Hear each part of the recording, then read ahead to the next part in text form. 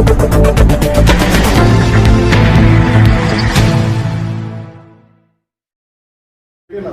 नाम सईद अंजार कादरी है और मैं पैटर्न का रहने वाला हूँ। और मैंने हाल ही में जो तो एक पिटीशन दाखिल किए हैं एडवोकेट सईद साहब के ज़ेर सरपरस्ती में। और दूसरी बात ये है कि मैं एडवोकेट सईद साहब का बहुत शुक्रगुजार हूँ कि भाई उन्होंने हम लोगों को जो तो हौसला बढ़ाया। और मैं क्या बोलते हैं, हम लोगों ने जो तो उनके साथ मिल के एक पिटीशन दाखिल की और इन्होंने तो पिटीशन दाखिल करने के बाद की पूरी प्रोसेस जो तो इनामदार साहब ने आप लोगों के सामने रख दिए।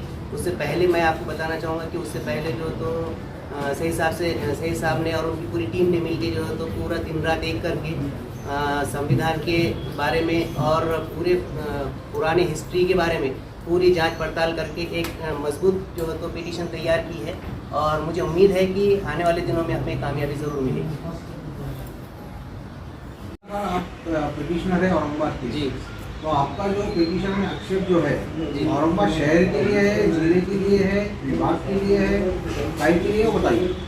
हमारा जो पिटीशन है उसके अंदर औरंगाबाद शहर, औरंगाबाद जिला, औरंगाबाद तालुका विभाग तमाम चीज़ों के ऊपर औरंगाबादी नाम रहेगा, इसके लिए हमारा पिटीशन। अभी अगली जो सुनवाई होने वाली है, क्या आपको लगता है आपको न्याय मिलेगा? इंशाअल्लाह न्यायपालिका के ऊपर हमको पूरा विश्वास है, पूरा भरोसा है।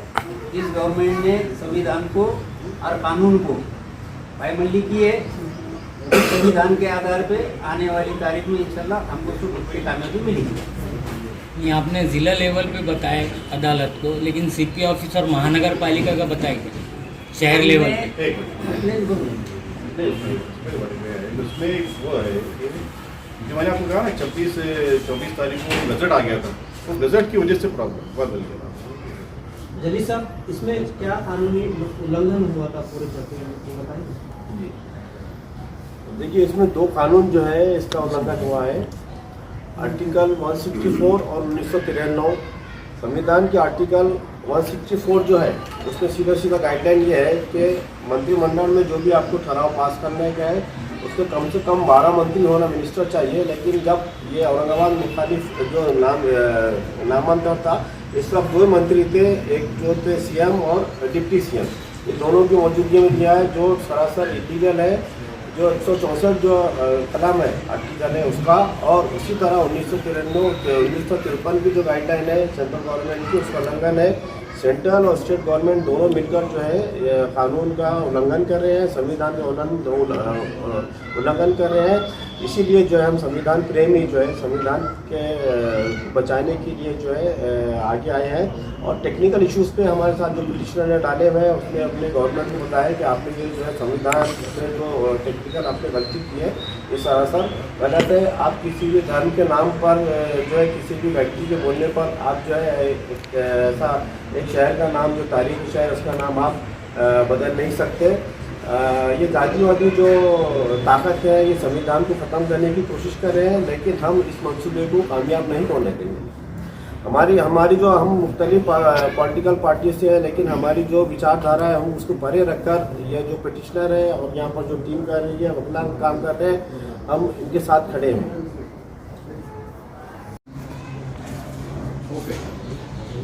औरंगाबाद नामांतर के ताल्लुक से बॉम्बे हाईकोर्ट के अंदर 6 पिटीशन दाखिल है, जिसके अंदर 4 पिटीशन हम लोगों की है, जिसके अंदर हमारे एडवोकेट सईद शेख और मुजीब चौधरी ये लोग पैरवी कर रहे हैं। अल्हम्दुलिल्लाह उन्होंने जो है बगैर फीस के आज तक हम लोगों को कॉपरेट की है और आगे भी इंशाल्लाह करने वाले हैं। हमारा बॉम्बे हाई कोर्ट से जो प्रवास था सिर्फ 27 मार्च से, क्योंकि इसके पहले कुछ लोग थे, लेकिन हम 27 मार्च को जो है बॉम्बे हाई कोर्ट गए। और बॉम्बे हाई कोर्ट जाने के बाद जिस तरीके से हमारे एडवोकेट सईद शेख ने जो पैरवी की, उसके अंदर कोर्ट ने फर्स्ट हेयरिंग के अंदर ही गवर्नमेंट को नोटिस इशू किया, जिसके अंदर केंद्र और राज्य आज तक ये लोगों को नोटिस इशू नहीं थी। अल्हम्दुलिल्लाह तमाम डिपार्टमेंट को नोटिस इशू हुई। उस नोटिस के आधार पे उसके बाद जो है 24 अप्रैल को जो हेयरिंग हुई, वो हेयरिंग के अंदर हमारे एडवोकेट सईद शेख मुजीब चौधरी इन्होंने पुलिस सुप्रिटेंडेंट शिक्षण विभाग, पुणे और पोस्ट ऑफिस, ये लोग अपनी मनमानी कर रहे, ऐसा कोर्ट के निदर्शन में लाके दिया है। कोर्ट ने उसी तरह पे सरकारी वकील गवर्नमेंट की तरफ से उनको डिक्टेशन दिए कि भाई ये जो चढ़ी हरकत जिले के लिए गलत चढ़ी, तो उसी टाइम सरकारी एडवोकेट इन्होंने जो है वहाँ पर हम ही नामा दिए कि आज के बाद आगे की सुनवाई तक औरंगाबादी नाम लिखा जाएगा, उसका अदर कोई नाम लिखा नहीं जाएगा। ऐसा सरकारी वकील ने वहाँ पर एक हमी दी है।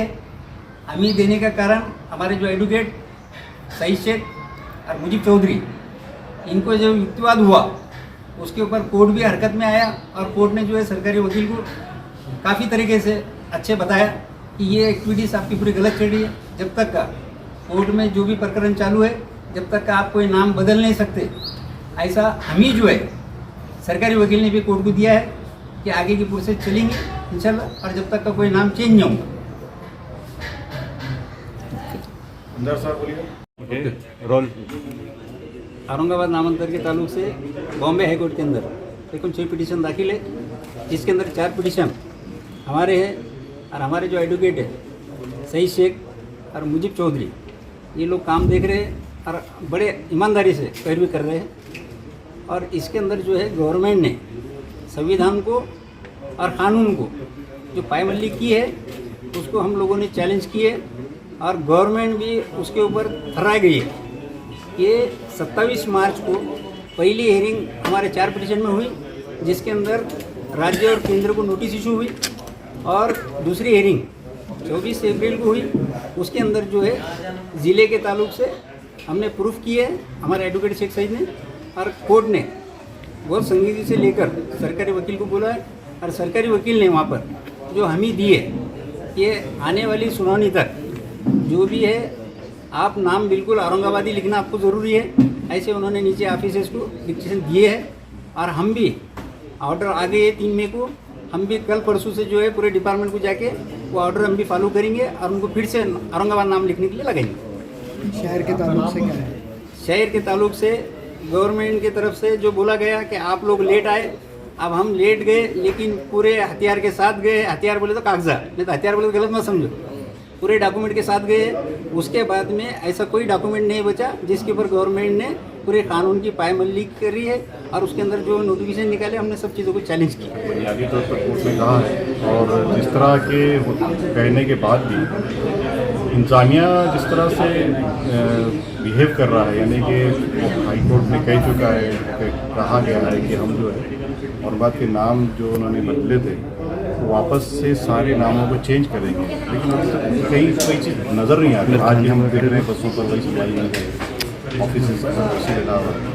तो हम ये कोशिश की कि भाई आप बताएं दुनिया को, आप लोगों के जरिए कि देखिए इन्होंने जब औरंगाबाद का नाम गवर्नमेंट ने एक नोटिफिकेशन निकाला, खाली एक प्रपोजल ही डाला है और उन्होंने एक गजट निकाला है। गजट निकाले, इलीगल गजट निकालने के बाद भी सारे लोगों ने फटाफट, सारे ऑफिसर्स ने जो है नाम चेंज कर लिए, सारे लोग फटाफट। और अब जब मामला हाईकोर्ट खुद में चला गया है, हाईकोर्ट ने सारी चीज़ खुद गवर्नमेंट महाराष्ट्र के वकील ने अंडरटेकिंग किया है कि हम जो है तो जब तक के ऑब्जेक्शन डिसाइड नहीं होते हैं तब तक कि हम जो है सारे नाम जो हमने बदले हैं हमारे ऑफिसर्स को कहकर वो वापस करेंगे।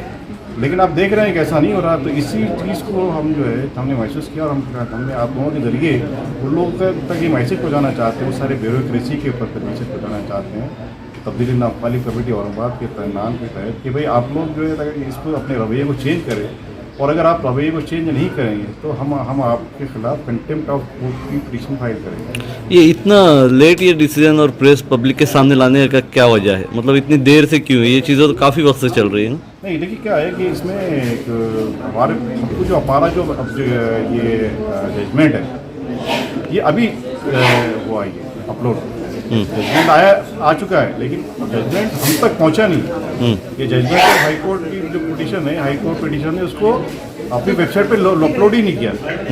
3 तारीख को जो है जजमेंट जो है पर जो है वो अपलोड करने की, 4 तारीख को अपलोड हुआ है, इसलिए हम आप तक लेट पहुँचे। कि जब अब हमारे पास अगर जजमेंट ही ना हो तो आप दिखाएंगे क्या? आप बोलेंगे भाई कहाँ है जजमेंट कॉपी? तो जजमेंट हुआ लेट जजमेंट तो हो गया, लेकिन उसकी कॉपी जो उसका जजमेंट की ऑर्डर जो था वो वेबसाइट पर लेट आया। इस वजह से लेट हुए। सर इसमें काफ़ी सारे पिटिशनर हो गए औरंगाबाद के नाम को लेकर, पर इसमें देखा जा रहा है कि आपस में एक दूसरे के खिलाफ में ही कर रहे हैं काम। मतलब अभी कुछ आया था बॉम्बे हाई कोर्ट में, कुछ एक दूसरे के साथ बहस भी हुई थी, कुछ शायद हाथापाई भी हुई थी। तो ये ऐसी चीज़ें क्यों हो रही है सर? देखिए क्या होता है कि अभी मैं बताता हूँ कि बहुत बड़े बड़े मैटर जो होते हैं, चाहे CA है, NRC है या गौ कृषि है, इसमें बहुत सी पिटिशन फाइल होती है जी। और पिटिशन पर पिटिशन, जैसा कि NRC CA की पिटिशन है उसमें सैकड़ों पिटिशन दाखिल की हुई, तो कोई भी पिटिशन इस तरह लड़ता नहीं आपस में। और पिटिशन जो एक से जाए जब जाती है तो कोर्ट पर उसका एक प्रेशर आता है कि भाई कई लोगों ने मिलकर इसको कहा है, तो कोर्ट एक तरह से हर जब 10 वकील हैं, एक वकील एक कहेगा, वो पॉइंट बयान करेगा, दूसरा वकील दूसरा पॉइंट कहेगा, तो इस तरह 10 लोगों के 10 व्यूज़ क्या कोर्ट के सामने आते हैं, कोर्ट उस पर फैसला करने पर मजबूर हो जाता है। अब प्रॉब्लम सिर्फ ये हो रहा है कि हमारे जो पिटिशनर है वो पता नहीं क्यों ये नहीं चाहते कि उनके अलावा कोई पिटिशनर ही ना जाए। प्रॉब्लम उनका ये नहीं है कि क्या हो रहा है, प्रॉब्लम उनका ये है कि तुमने पिटिशन क्यों करे। उन्होंने इसमें जो वाक़या भी आपने जिक्र किया है कि बॉम्बे हाई कोर्ट में जो मारपीट का जो वाक़या हुआ है उसमें हमारे यहाँ के पिटिशनर ने उनकी दाढ़ी खींच के बोला कि तुमने पिटिशन क्यों करे, जबकि उनको कहना चाहिए 50 लोग और करो भाई, ताकि कोर्ट पर कल प्रेशर आए। चाहे 50 वकील खड़े होंगे, 50 बात 50 पॉइंट और कोर्ट के नज़र में आएंगे ना, बजाय वो करने के। ये बहुत ही कम उनकी जो सोच है, और ये सोच के पीछे क्या जज्बा कार फरमा है उसको आप देखिए। आप किसके बारे में बात करें, आप नाम बता सकते हैं सर? हाँ मैं जो है तो देखिए और बात फिर और लंबी जाए नहीं करिए सर, कोई 1995 में जब हमने पिटिशन फाइल की थी, 1995 में जब फैसला हुआ तो हम लोग औरंगाबाद तब्दीली नाम खालिफ कमेटी, उसके सदर हजी मशर थे और हम सारे लोग थे, मतलब बहुत लोग लगते उसमें। अभी भी सारे लोग जिंदा है, अभी खाली 2 ही लोग का इंतकाल हुआ, एक अली मशर साहब और मोहम्मद खान साहब, बाकी पूरी कमेटी अभी भी जिंदा है। उस वक्त हमने मोहम्मद मुश्ताक साहब को एक पिटिशन बनाए थे। उसका मकसद ये था कि उस वक्त औरंगाबाद में अमानुल्लाह मोतियाला MLA होके गुजरे थे, अब बहुत ज़माने से कोई MLA नहीं आया था मुस्लिम MLA। तो कुछ लोगों का ये ख्याल था, शहर के लोगों का, कि भाई आप ऐसा आदमी को पिटिशनर बनाइए जो जिसकी वजह जिस पे क्रेडिट मिल जाए और उसको लोग उसको वोट दें। क्योंकि अभी हुआ ये था उस साल 95 में कि औरंगाबाद शहर के 2 भाग हो गए थे, 2 MLA, मतलब एक MLA की बाद अब दूसरा मतलब 2 MLA आ सकते थे। और वो क्या कहना था, एक मुस्लिम MLA लाना कोई बहुत बड़ी बात नहीं, और अगर आपने पिटिशनर बना दिया तो चूँकि उसको ये पॉलिटिकल माइलेज मिल जाएगा नाम का, तो उसको आसानी हो जाएंगे। तो फिर हमने ज़मीर अहमद खालिद साहब को उसका कहा था, जो मेरे कमेटी के सदर भी थे, कि भाई आप एक अच्छा पॉलिटिशियन लेकर आइए, क्लीन कॉलर हो। तो उन्होंने मुश्ताक अहमद साहब को पेश किया था, मुश्ताक साहब को हमने पिटिशन बनाया था और पूरी लड़ाई लड़ी थी, जीते थे। अब इस बार क्या हुआ कि मुश्ताक अहमद साहब ने ये पूछना गवारा ही नहीं किया कमेटी से कि भाई आप लोग जाएंगे या नहीं जाएंगे। उन्होंने अपने तौर पर फैसला किया, और फैसला करने के बाद सबसे फाश गलती, बदतरीन जो गलती की उन्होंने, वो थी बॉम्बे हाई कोर्ट का चुनाव। जबकि मुश्ताक साहब ने अपनी पिटिशन में, जब अब मैं आपको देखेंगे कि हमारी 95 की जो पिटिशन थी, वो पिटिशन कौन था, वो पिटिशनर थी औरंगाबाद तब्दीली नाम मुखालिफ कमेटी की तरफ से सदर की हैसियत से इन्होंने साइन की थी। ये पिटिशनर थी, पिटिशनर तो उन्होंने कमेटी पिटिशनर है। अभी जो दाखिल की मैंने औरंगाबाद की इस मामले में, इसमें भी एंटी कन्वर्जन कमेटी तब्दीली नाम मुखालिफ कमेटी ही पिटिशनर है, उसका सदर की हैसियत से मैंने, कमेटी तो साइन नहीं कर सकती ना, तो उसको एक आदमी को साइन करना पड़ेगा। तो वो कमेटी ने जो है आपको तो वो एज ए जावेद भाई, अरे बाइक चल रही नहीं रही है। तो ये क्या होता ही है कि इन्होंने अभी जो पिटिशन दाखिल की है उसमें भी उन्होंने एंटी कन्वर्जन कमेटी का नाम लेकर कहीं नहीं करे। मुश्ताक साहब की अपनी अकेली की पिटिशन है, तो मुश्ताक साहब ने पिटिशन ज़रूर किए थे, लेकिन अब उन्होंने अपने तौर पर किए। अब क्यों किए, उन्होंने क्यों अकेले तौर पर फैसला किए, और उसके बाद क्यों वो बॉम्बे हाई कोर्ट गए, और क्यों ऐसे मामले को लटकाया गया है। और फिर उसके बाद फिर उन्होंने और एक ये काम किया है कि 27 मार्च को उनकी बॉम्बे हाई कोर्ट में हियरिंग है, और 24 मार्च को वो सुप्रीम कोर्ट में खड़े हुए थे। 3 दिन के लिए सुप्रीम कोर्ट में गए क्या।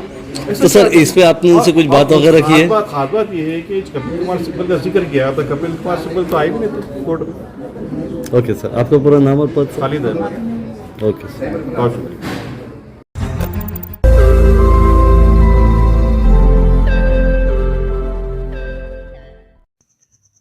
रोज नई खबरों को देखने के लिए हमारे औरंगाबाद समाचार चैनल को सब्सक्राइब कीजिए और नोटिफिकेशन पाने के लिए हमारे बेल आइकन को दबाइए ताकि हर खबर की नोटिफिकेशन आपको मिलती रहे।